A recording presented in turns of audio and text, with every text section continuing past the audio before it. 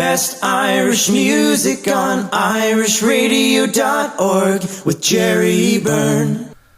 I'm Jerry Byrne, Irish Radio it is. I've been speaking to many of the great and the good involved in entertainment and the arts. It's the lockdown and COVID and all the rest of it. My next guest is a gentleman who's been around for a long time in music. He's played up and down the length and breadth of Ireland and indeed further afield. A very, very talented gentleman who came to national prominence in a huge way with a song called The Veil of White Lace, which was absolutely huge. I'm delighted to say hello from his home in County Clare to Michael O'Brien. Michael, how are you? Hello, Jerry. Good to talk to you. Same as that. Lovely to catch up with you. Michael, listen. Indeed, yeah. It's quite a while since we actually met up, but anyway, it's good to talk. Indeed so. Michael, the Veil of White Lace, I mean, that was a truly iconic song which propelled you to huge success. It was indeed, and the funny thing about it is I only recorded it more or less by accident because I needed another song from the album, and I had this one. I said, sure, I'll shove this one in, it'll fill the gap. And probably the least amount of work went into the recording of it as well. But little did I know the way it was going to turn out, you know. That is but then as time went on and sure it took off, and I got a lot of mileage out of it, and about a year later I decided to continue the story. And what put that idea in my head was because there was a station in Limerick at the time called Galtia Radio, and there was a man called John Frawley on every day as a DJ, and he was a character. God be good to him, he's dead and gone now. But he was a great character, and he would play that every day, and he'd say as if I were there with him, well, he said, Mike, what happened after that? Which kind of gave me the idea to continue the story. Yes. So which I did, and I wrote part two and put a little twist at the end of it. You probably have part two, Jerry. I do indeed, yes. It is. And that it was all a bad dream, and he woke up and it was the morning of his wedding. Yes, it was. It was excellent. It was sort of it was the happy version of it, because the first one, the original one, was a little bit on the sad note. Well, that's right. I felt it needed a happy ending. Indeed. I remember actually, John. He used to be called affectionately John the Man. Wasn't that correct? John the Man. That was him. Yeah, that's him. Yes, yeah. Indeed. And he'd look out the window and say to Margaret, that was there, Margaret, there's a big shower coming up Willem Street. Yes. Yeah. Those. Oh, he was a great character. Yeah. Indeed. Those. Oh, they were good old days, Joe. Yes, they were. Indeed. And I mean, you from that, like from the the Veil of White Lace, it launched your career. Like I mean, you've played literally the length and breadth of Ireland as well as further afield. Oh, I did, surely, yeah. Because well, then I had to get a band on the road, and which I did, and we started. I got someone to do my booking and a manager, and we were up and down the country, and then we started travelling to England and over and back, and we were doing that for a long time after that, for a good number of years, most of 10 years, I suppose. And things started to change a little bit then again for everyone in general, and I thought maybe then it was time for me to change as well, because I had taken a leave of absence from the hospital where I was working as a nurse, and I didn't sort of want to lose out on everything, so I still kind of wanted to keep my foot in the door. And I decided I was on leave of absence, and I decided that I should go back to the hospital, but I went back just on a part-time basis, but it was sufficient to kind of keep my options open at the same time. But I worked half-time, which was really just 7 days in the month for me, and because it was kind of every second week, so we worked 3 and 4 days in the week. So that's at that time then I decided we'd quit the band, and Philomena had her own band at the time as well, and we decided then when we got married that we start working together, and that's what we did, and quit the bands, and we've been kind of around the world since, and we still continued that time doing more or less all the same videos that I had been doing in the band. But it worked very well for us, and we did that for 20 years up until Philomena got ill, of course, as you know. Yes. And which thankfully she recovered very well, and she was very ill, seriously ill for 4 years. And but thankfully she got through that, and we continued on then playing again, and well, doing that right up until COVID hit the country. Yes, indeed. And changed everyone's plans. It certainly did. It certainly did. It changed the plans in a huge way of everybody involved in music and involved in the performing arts of any sort. I mean, it's actors, it's people in musicals. It's quite literally everything. Absolutely, it did. Surely, it was really shock treatment to all of us and to everyone in the music business and further afield, of course, as well. But and so we're for the moment just taking one day at a time and hope for the best. It looks like it's going to be around for a while. Indeed. So we just, as I say, hope for the best and just carry on and do what we can. Indeed, that's all that the word sort of can do. But you and Philomena were doing a huge amount of work right across Ireland at the social dances. That's right, yeah, and we used to do a week in England in about every 6 weeks or so, every 5 or 6 weeks, and the fact that we were going over so often, I decided it might be better if we had our own place over, so I bought a house over and kept a van, a set of gear over there, and it saved driving over and back. That was the one thing I hated, because you waste a day going over and a day coming back. And just the hassle of it in as well. So we were only 15 minutes from Shannon, and I could book my flights a long time in advance, and we just popped down to Shannon. We were over in Manchester or Liverpool in 50 minutes or so, so we just got a train into the house, and when we were ready to load up our gear in the van and off to our gig. So it was our base, and we did that for about 12 years. And but things then started to change, so I sold my place over about 2 or 3 years ago, and we only went over a few times since, but you have to go with the times, I suppose, and go with the flow, as they say. Indeed. It's just things changing, and not as many. Unfortunately, not as many venues as there were. That's true too. Yeah. But we always enjoyed. We had a great following over there, and we always enjoyed the trips over and doing the gigs around the country over there. And we had a lot of friends and fans, and it was good at the time. Indeed, certainly was. You've recorded, Michael, over the years, you've recorded a lot of material, not only your own albums, but also you've done a couple with Philomena. We did a few duet albums together, yeah, and video. And then we did a number of singles as well. But haven't done anything much now the last few years, except maybe a few singles, all right.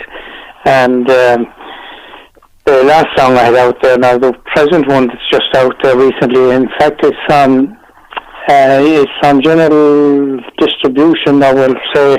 It's on iTunes and it's on TikTok and it's on a whole lot of them. It's actually on DistroKid, which covers a whole lot of them, dozens of them.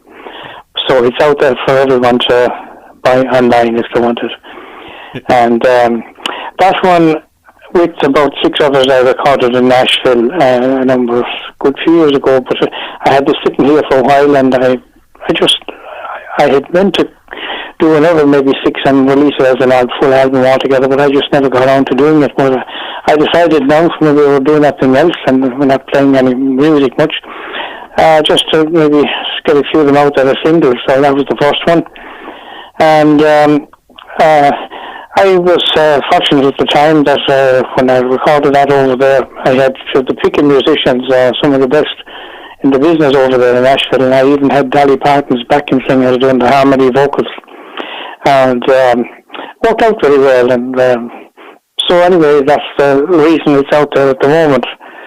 So we'll see what happens with it from now on. I'll have to say it's a very a very radio friendly song, and it's proving very, very popular. I must say, well done on it, and it does sound good. Great production, I'll have to say on it. Yeah, it was. It was a nice recording, and the funny thing about it is it was probably one of the quickest recordings I have ever done, because over there, compared to here, you might be, songs and albums I recorded here before, you might have only maybe one or two musicians in at a time, and they're each adding their own bit, But there you had the whole band, there were 7 of them there together, and it was all done in a very short time. Right. They're so good at what they do. They just hear it, and they you sing along with them, and you go over it again, and they play, and that's it. It's done. Right. So quick as that. But then of course I come back another day, and I just maybe improve on the vocal, and that was it. That's how quick they do. You get to do it over there. Right. Interesting. The way that the difference in the way things sort of operate over there, and yes, absolutely, yes. Yeah, that's. And the studio recording at the time was once owned by Porter Wagner and Dolly Parton. Right. Okay.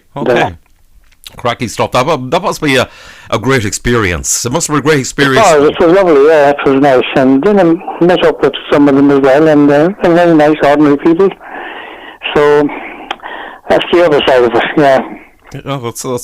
That's excellent. Well, well done on it, and good to know that you've got that new material, that you can take out at the moment when when there's it's not as easy as it could be to try and record something at the moment. Well, it's not, especially now again, we're all sort of restricted in our travels for the moment, anyway. Yes. But, I was actually about to do a video for that song, but we might just have to leave it at the moment now and see what happens. So we're kind of held back a little bit, all right. But sure, the story could be worse. Indeed, that's that's the thing. It's it's one of those things. I mean, there's plenty of people out there who cannot actually get out a song, and it's impossible for them to record and all the rest of it. So at least you've got the material there, Michael, and you can release it. Well, that's true, all right, yeah. So that's the reason I said I stopped doing this now when I had the time, and we weren't doing much else anyway. So so I feel I have a few spares now ready to go as well when this one has run its course. Oh, great stuff! And what have you been doing since the lockdown? Did you do any Facebook Lives or anything like that, Michael? I didn't actually, no. I just never did that at all. But I just, I don't know why I didn't, but I suppose I have lots of other little bits and pieces of jobs that I do around here at home, and give me a chance to catch up on that I had neglected for a long time. And they're always something, But I did a very big garden, and I'm also a beekeeper. Oh, you mightn't have known that. Right. Well done. And I keep a good few hives, and I have to get my honey extracted and various things like that every summer, and that takes up a good bit of time as well. But it's always been a hobby of mine. I've been doing it for 40 years. And it's always something I enjoy doing, but it's more of a hobby than anything else. But it's the honey, of course, is the real thing, and I have lots of customers that come around for it as well, Right. But that's it. So that's always something to be doing, Yes, fair play. Well done. Well done on that. Interesting you were saying about the garden. I know that from having spoken to a lot of the singers and musicians and all that many have taken up gardening. Some have taken up cooking. Others have done painting around the house. I reckon, when all this is over, we could do a tour of the singers' houses and gardens and all the rest of it. And I reckon we'll have some stunning sights around the country. Oh, well, yes. There's always something to be done, yes. And I have a gas house, and I grow my flowers and things like that, and citrus tomatoes, and so there's always some little thing to be done, And at least I find the time going pretty fast. Yes. in spite of all of these things that's going on. But as I say, we'll tag along and do what we can. Yes, that's the thing. You know well done. You certainly didn't let the the as they say, the grass grow under your feet. So fair play. Well, it's good to be busy, and what is healthy to be doing something. And I do my 2 miles of a walk every morning after my breakfast, and you have to try and keep fit as well.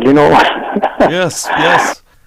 Michael, tell me, do you miss the live performances and travelling around and meeting the people? Well, absolutely, Jerry. Yeah, because we look forward to playing somewhere every weekend at least, and I wouldn't be one for playing like 4 or 5 nights a week or anything like that. 2 nights a week was as much as I wanted to do anyway, or 3 at the most.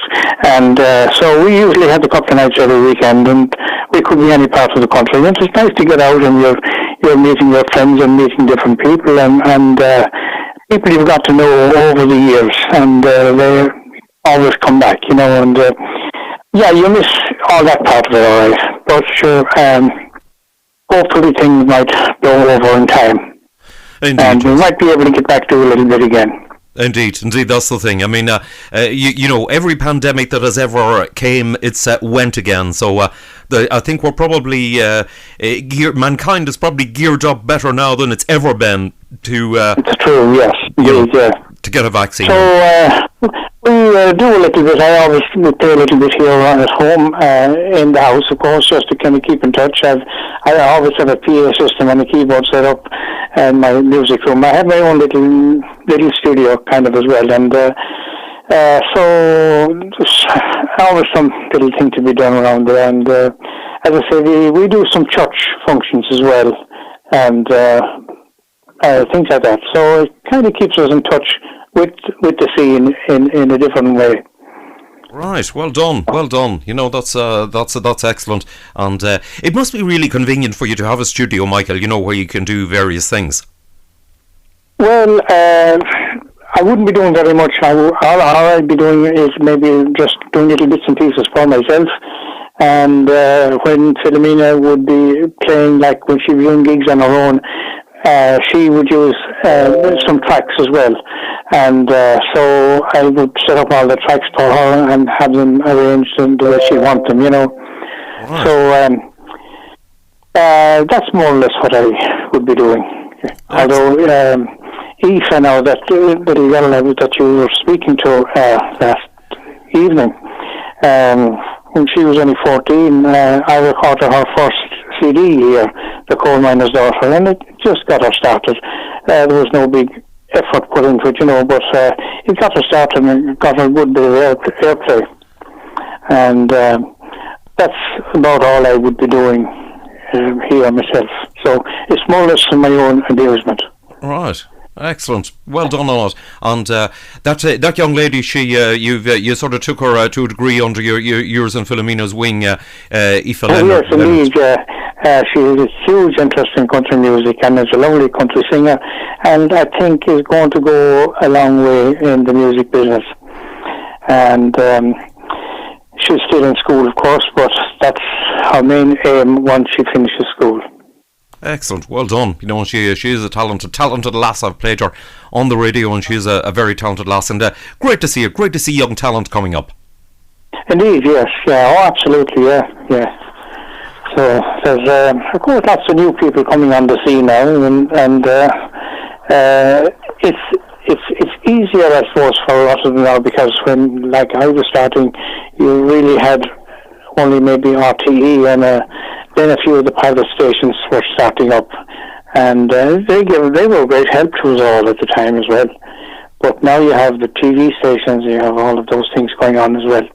Indeed, yes, it's a different thing. Yeah. All the online services and the streaming and all the rest of it, which has opened the thing out to a far greater audience, and it's changed the whole situation.